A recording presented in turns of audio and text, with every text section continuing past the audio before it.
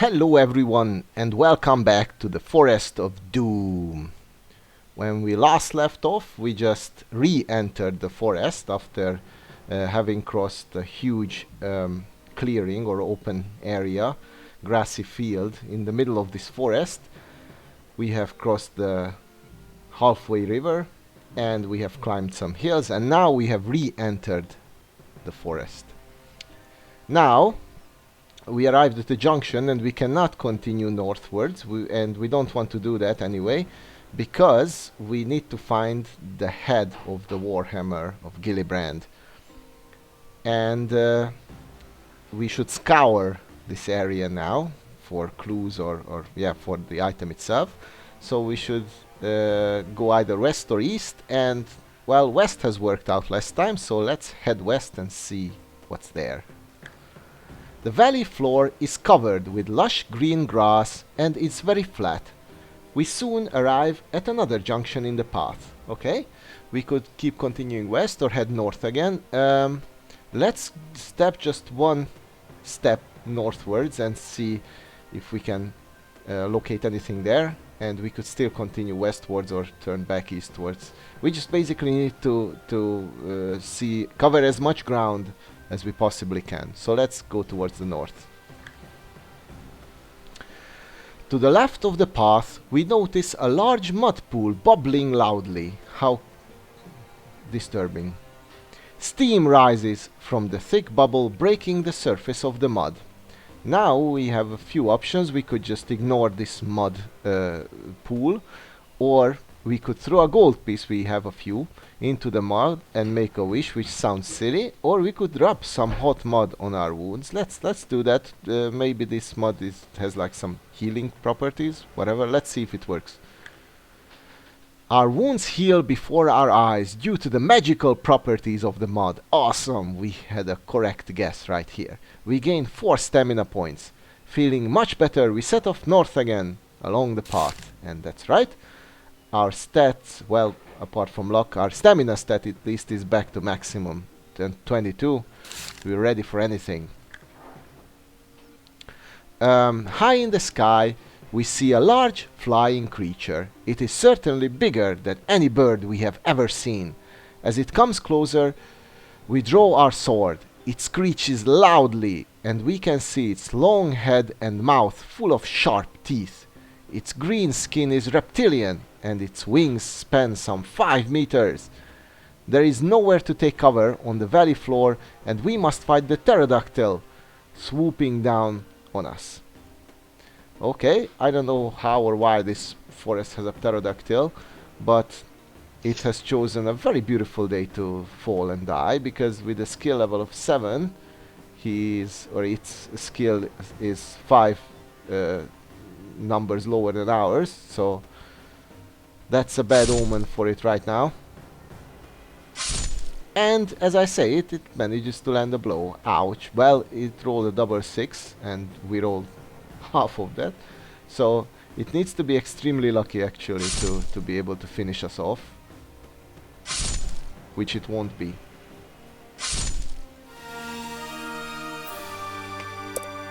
We win! Hooray! The loathsome pterodactyl lies in a crumpled heap where it crashed onto the floor after the fatal blow from our sword. Walking over to it, we notice a yellow arrow painted on the grass beside the path, pointing to the west. Amazing, somebody painted an arrow there. We definitely wish to follow the arrow. This looks exciting and might hide some treasure, or the Warhammer head, whatever. We are definitely interested in whatever this area is hiding from us. We follow 5 more arrows to the trunk of an old dead tree still rooted in the ground. We see that the trunk is hollow and that the hole continues through the trunk into the ground to make a tunnel. It is dark down the hole, and we cannot see how far it is to the bottom. We don't have a lantern, if you recall, because we're some hobos, but we do have a ring of light.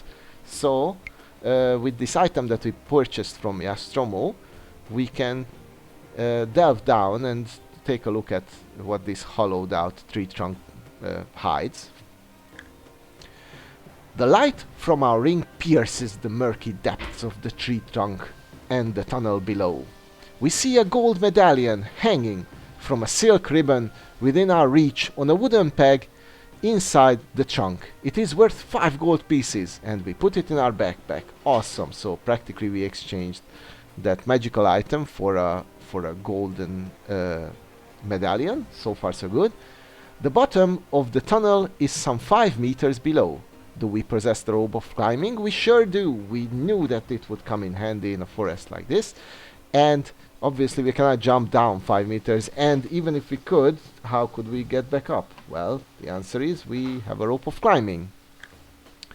And we take the rope of climbing out of our backpack.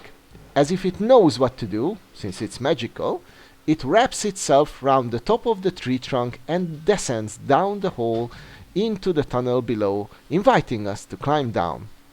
We could tilt her around, we could change our mind and return to the path, but that would be extremely cowardly and wasteful as well, since we just wasted our one and only rope of climbing. So let's make good use of it and let's climb down and see where this hole leads. We climb down the rope to the tunnel below. Soon our eyes become accustomed to the dark, and we see that the tunnel is only 1 meter high. We must crawl along it on our hands and knees to explore it. Okay, that's not a problem for us. We're used to crawling along on our hands and knees, especially after some nights out drinking, right? The tunnel goes deeper underground, heading west some 60 meters before opening out into a vast cavern with green slimy walls. A shaft of daylight shines down from the roof of the cavern, illuminating the floor. Small, pale-skinned humanoids are scattered about, and they appear to be tending crops of different colored fungi. A stream trickles through the cavern. Stone steps arise past alcoves on the far wall to a hole in the roof through which the daylight streams. And this is a very unsettling yet somehow very serene little scene that we have stumbled upon right here.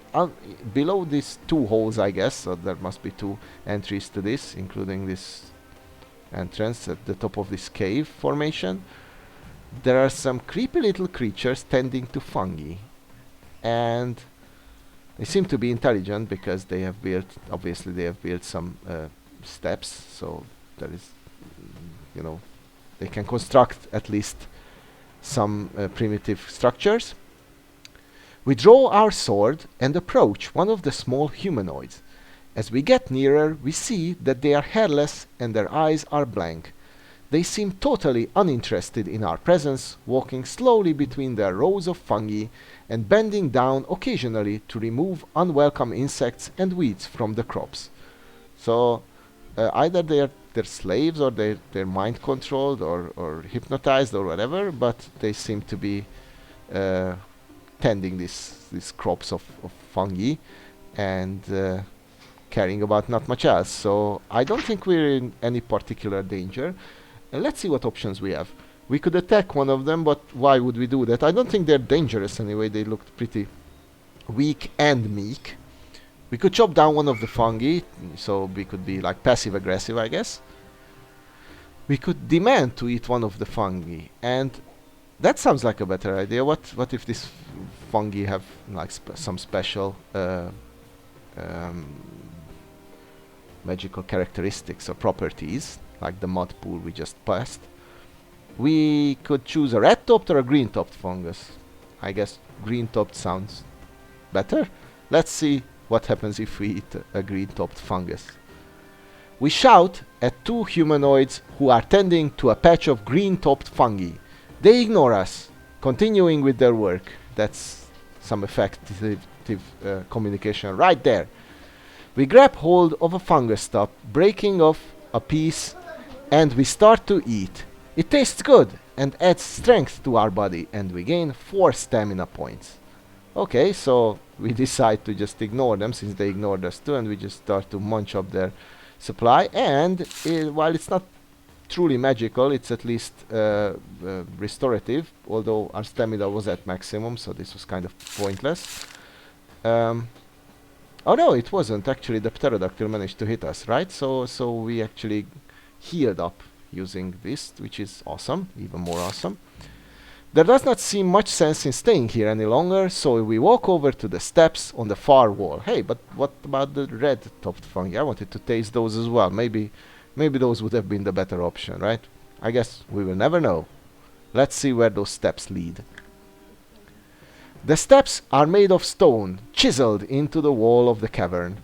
They are wet from the slime, which drips down the walls.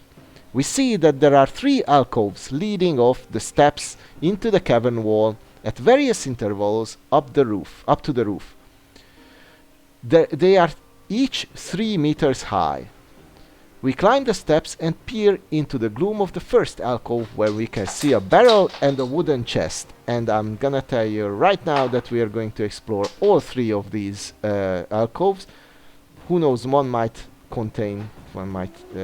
have the item that we are looking for, and if not, well, what can we lose, right?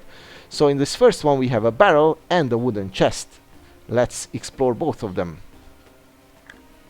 Inside the barrel we find a heavy iron shield, and we definitely want to take it with us. We possess no shield whatsoever, if you recall, so now we are going to gain one. Hopefully it's not a cursed item.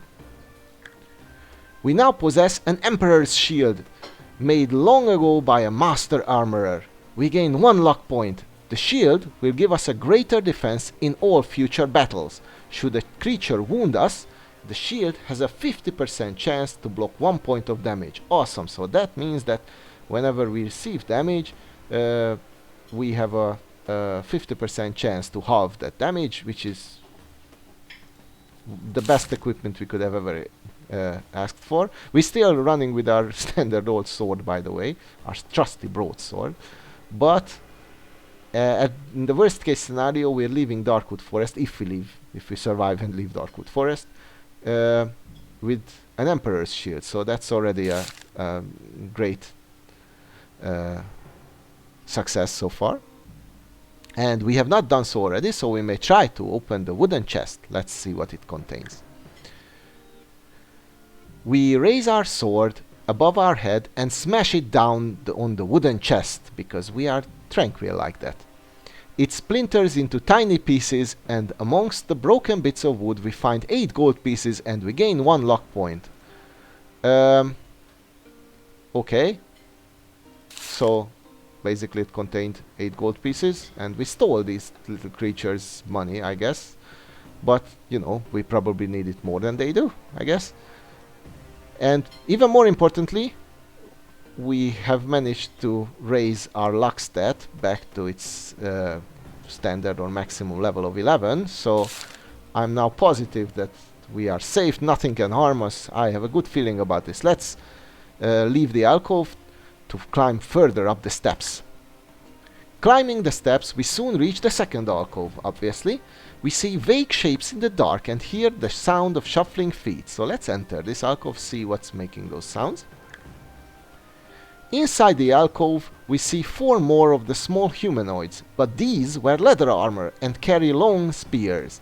They move to attack us, and we are forced to fight the clone warriors. They come at us one at a time, as always in these adventures. They look more creepy than dangerous. I guess they don't feel fear or pain or, you know, remorse. But they don't look very formidable, so I think we will make short work of them, hopefully. Well, yes, we will, if the first one is any indication of the overall strength of this little unit. A skill level of 5 is simply not going to suffice against us. Now we must face the second clone warrior. Is somewhat more skilled, but incidentally even weaker. And he falls just as quickly. The third one is weaker than that, with a skill level of 5. This is really more of a massacre. I don't know why these creatures attacked us. We had nothing against them. And the fourth and final clone warrior is nothing to worry about either, I guess. So good night, little creatures. As each clone warrior dies, it dissolves into a pool of colored liquid on the rocky floor. That's also creepy. Not wishing to stay in this dank and musty alcove any longer, we leave and climb further up the steps. I guess we don't want to wait until they grow back up. Maybe the fungi they tend to themselves? Well, let's not wait to find out. Just as we reach the last steps before the next alcove, a jet of flame shoots out to bar our way. Then a huge dark shape steps out from the alcove with flames shooting from its nostrils. Black smoke curls up in the air. The beast is shaped like a man, but has wings and carries a flaming sword in one hand and a whip in the other. A golden crown sits on its head. It faces us motionless on the steps above us. Suddenly, it cracks its whip and raises its fiery sword. The only way out of this cavern lies before us at the top of the steps. That's not correct. I thought we still had the way to go back the way we came in. I don't think that our rope of climbing detached itself, but whatever. This is certainly the closer exit, that's for sure. But to get there, we will have to fight the fire demon, the master of the clones. Alright, so we found the overlord of this nice little establishment, so I guess that the fire demon eats fungi? Or maybe the fungi, like I suspected, are the creatures themselves, so he grows his own little army of useless warriors and somewhat less useless caretakers, gardeners. I don't think a battle is avoidable here, and I don't think we could or should talk to this clearly evil and very dangerous and very formidable creature. In addition to its normal attack with its fiery sword, we must throw one die every attack round for its whip. On a roll of 1 or 2, the whip will lash at us, and 1 point of damage will be dealt to us. A roll of 3 to 6 means the whip misses us. Okay, so that means that we have a 2/3 chance of avoiding the whip, but it's an additional damage, so that's really awesome. Let's see how strong this creature is, and it is quite strong, definitely stronger than anything we have encountered so far, and quite unsurprisingly, to be honest. With a skill level of 10, it is weaker than us, than we are, and fortunately it only has a stamina level of 10, which is quite low for a fire demon, I guess. But now it brandishes his fire sword and cracks his whip, so let's see if we can take him down. And so far so good, and I think I'm going... Okay, ow. So, as I was saying, I wanted to use some luck rolls to see if we can deal him some more damage, but before I could do that, the whip landed a hit on us, and we lost 1 stamina, which is fine. So let's try to deal him more damage using our luck roll. This should be successful, yes, and this is successful. We had a very high chance of performing a successful luck roll. And wow, it actually managed to hit us. And not only that, but our Emperor's Shield did not protect us, so we are going to take 2 points of stamina damage. In addition to, well, okay, in addition to the to the whip damage, which we managed to avoid. Fortunately, the fire demon's whip attack misses us, so at least that. But it rolled a double 6, so it was extremely lucky, even though our roll itself was not bad. Let's continue. We are taking some damage, which is only to be expected against this creature, but we should be successful after a while. Okay, this was a perfect round. We hit it for 2 units of damage, 2 stamina damage, and we managed to avoid the whip. I'm going to use another luck roll here to see if we can deal him another 2 stamina points of damage, and we can. So we are 1 hit away from killing it, and we managed to land the final blow. Hopefully I hope he doesn't have the chance to roll a final whip hit on us. Not that it would kill us. The worst case scenario, it causes us 1 more stamina, 1 more point of stamina damage, and it does. Wow, and it hits. That's amazing. So we are now down to 18 stamina points, but it's dead. And that's the important part.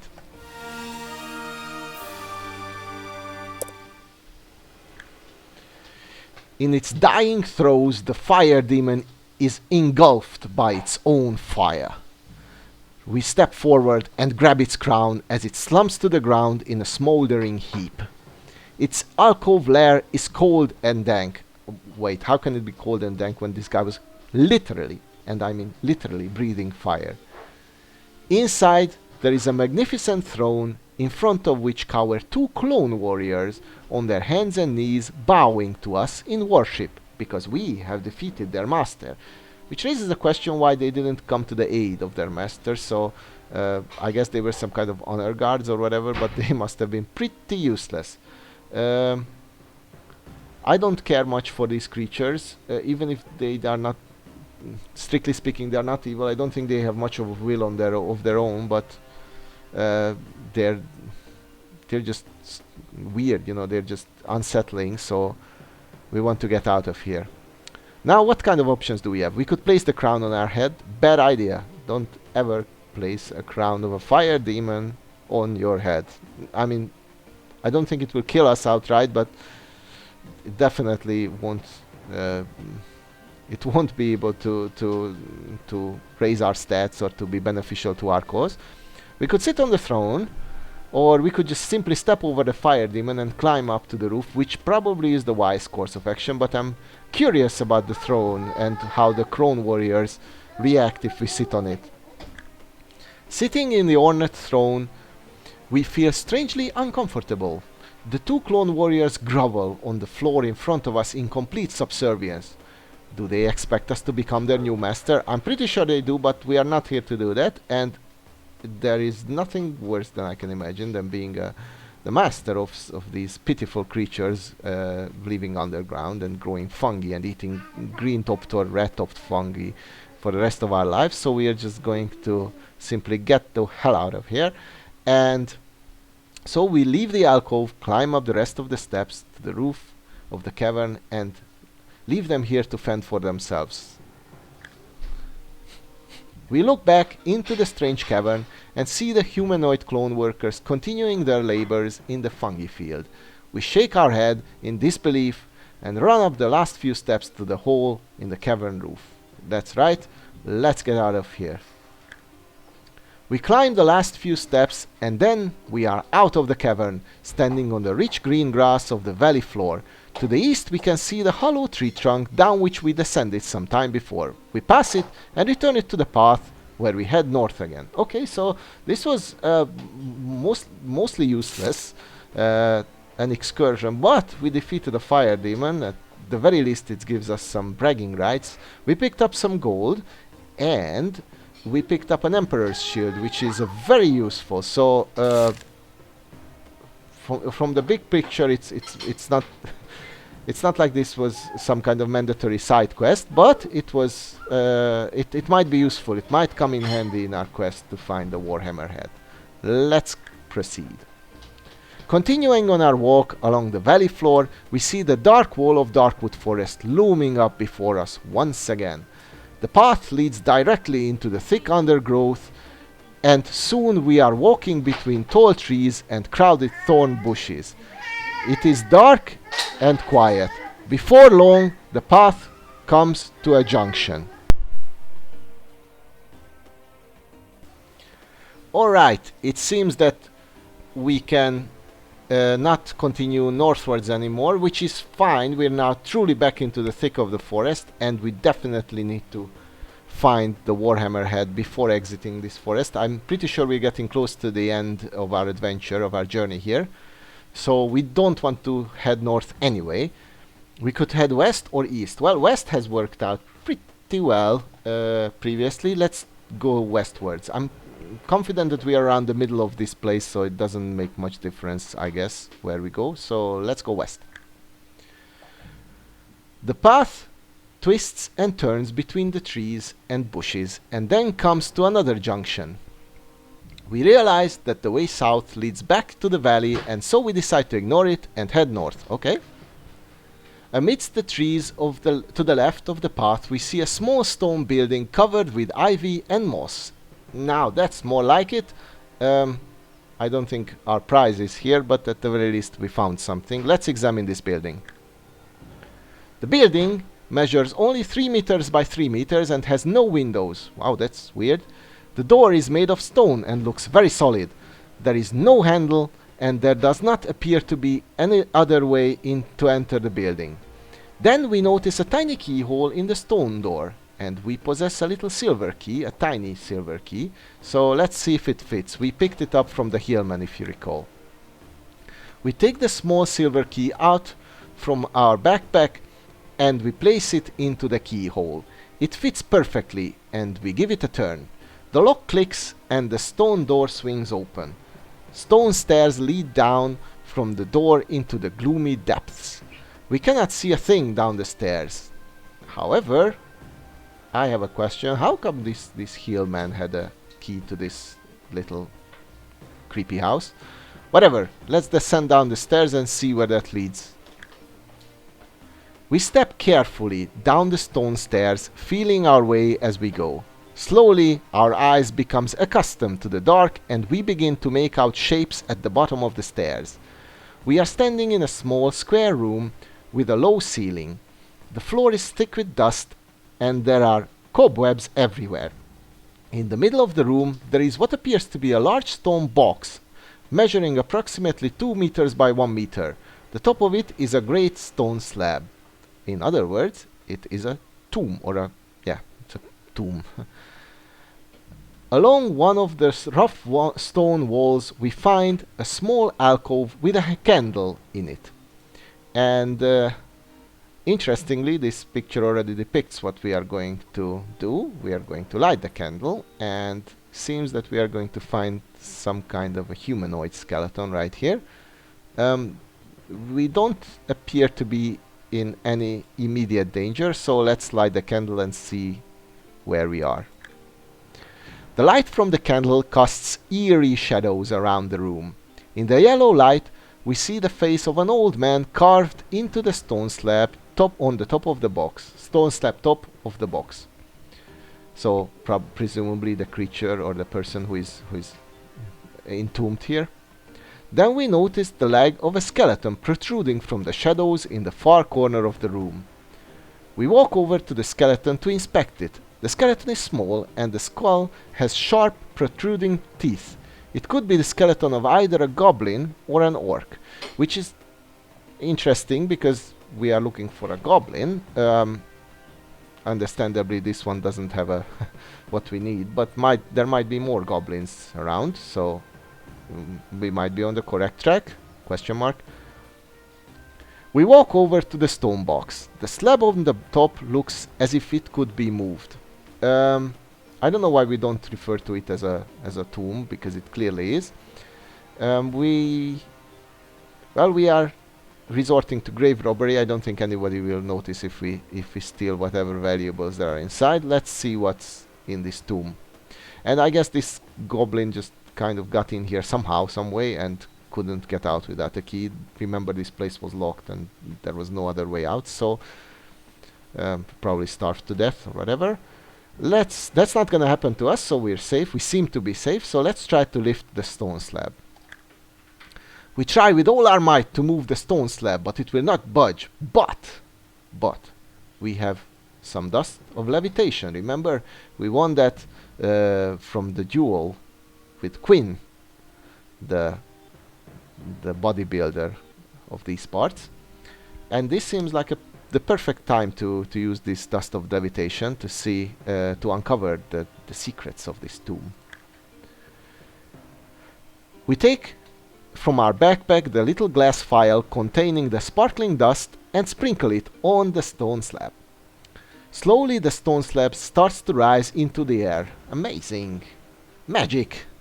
We peer into the box and we are horrified to see a rotting corpse lying there, or rather, we shouldn't be, right? So this is exactly what we must be expecting.